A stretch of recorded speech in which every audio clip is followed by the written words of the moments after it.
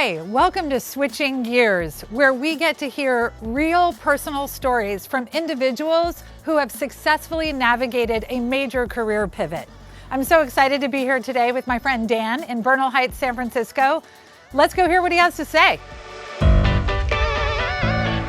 you. Hi, friend. How are you? It's great to see you. It's great to see you too. I'm so glad that you agreed to do this today. Share your career journey with folks. Absolutely. You're going to provide pleasure. some inspiration. Let's take a look. Let's do it.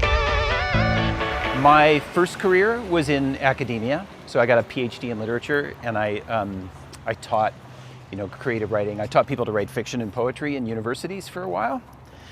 And then my second career, which is what I've done for the last 25 years, really, until this switch, was as a writer. So I made a living writing novels about, love and friendship, and writing memoirs about climbing and surfing and cooking for my family, and writing journalism for, the New York Times and lots of other magazines. And Yeah, you're being humble. You're an amazing writer. Thank you, Carrie. So that's what my background was journalism and writing books. Yeah. Yeah. And you were highly successful at that. I was good at it. Yeah. I had a great career doing that. Yeah. I had a great career. And I'm still doing it. Yeah. Yeah. So what made you think about a potential shift? Like, when did that come up? Several years ago, my daughter was home from college, and she had a friend for dinner at our house. And they were talking about what they might major in college. And my wife said, to me, "Oh my God, honey, doesn't it sound so amazing to go back to school and study whatever you want?" And she said, "What would you study if you could?" And my initial response was, "Nothing. That sounds so exhausting." And then I sort of thought about it for a moment, and I just found myself sort of blurting out, "No, actually, I know exactly what I would do. I would study to become a therapist." The economics of the magazine industry, in which I had made my living, and newspapers as well, too, have been falling apart for over 20 years, really. So it was a combination, is what I'm hearing you say, of sort of your industry. You were watching your industry in decline as a result of online advertising, kind of eating the lunch of print journalism. And then you were like, maybe that crazy idea that I had at that dinner table is actually a dream. Yes. And not a crazy idea. Not a crazy Let's head idea. to the park. I want to hear more about this. Okay, great. You decided to take the leap.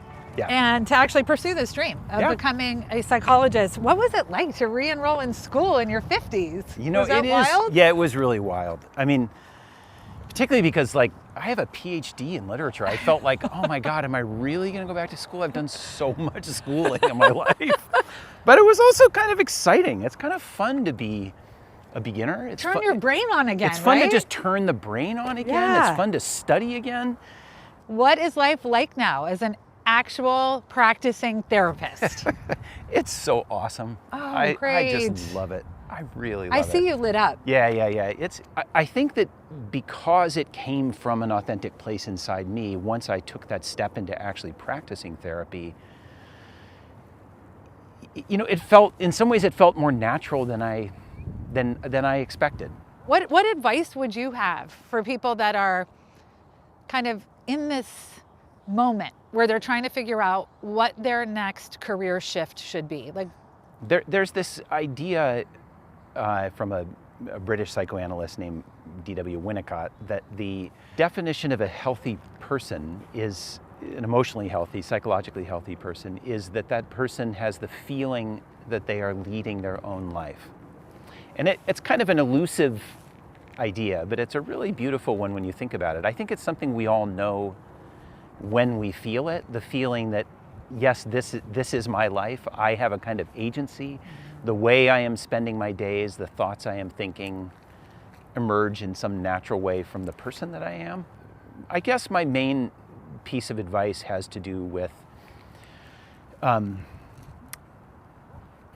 letting go of whatever ideas you've always had about the person you thought you were supposed to be, and letting yourself sort of see and hear something more about the person you actually are, about the impulses you actually have. I love that.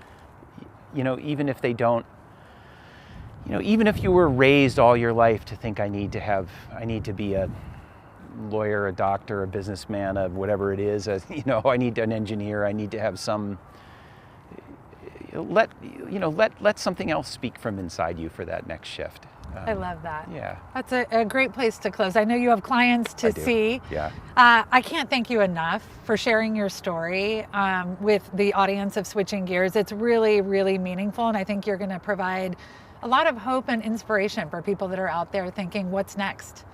Should we head back? Let's head back. All right. Yeah. Cool. Thank you. Thank you, Carrie. Yeah.